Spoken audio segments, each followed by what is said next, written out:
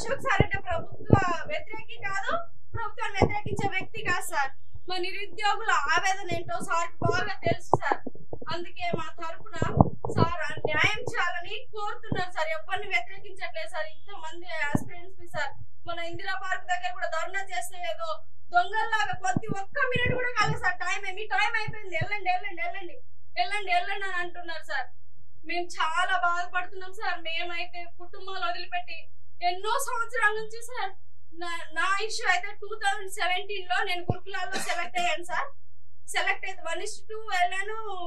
Certificate verification అయిపోయింది. నాకంటే 13 marks తక్కువ ఉన్న వాళ్ళకి జాబ్ ఇచ్చారు. ఇంకొకళ్ళేమో 5 మార్క్స్ తక్కువ ఉన్న వాళ్ళకి జాబ్ ఇచ్చారు సార్.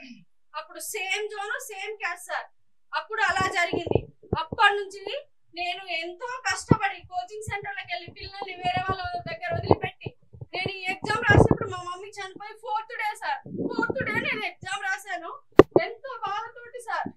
అయినా నేను ఎగ్జామ్ రాశాను. ఎగ్జామ్ రాసి 1:2 వరకు వచ్చాను సార్. 1:2 వరకు వస్తే ఇలా జరిగింది. ఇప్పుడు రిలీక్విష్మెంట్ ఇస్తే మాకు న్యాయం జరుగుతుంది సార్. మా కుటుంబాలన్నీ బాగుపడతాయి సార్. జీవితాంతం మిమ్మల్ని ఒక పెద్దలాగా మేము గుర్తు పెట్టుకుంటాం సార్.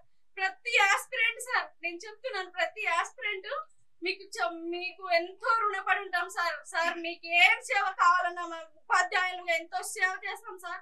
ఈ సమాజానికి ఎంతో ఉపయోగకారులైన పిల్లల్ని భావిభారత పౌరుని మేము ఎంతో తీర్చిదిద్ది మన ప్రభుత్వాన్ని చాలా అండగా ఉంటాం సార్. మేము మా బాధను కొంచెం అర్థం చేసుకోండి సార్. అర్థం చేసుకొని మాకు సహకరిస్తారు, మాకు మంచి గుడ్ న్యూస్ ఇస్తారని మేము ఆశపడుతున్నాం సార్.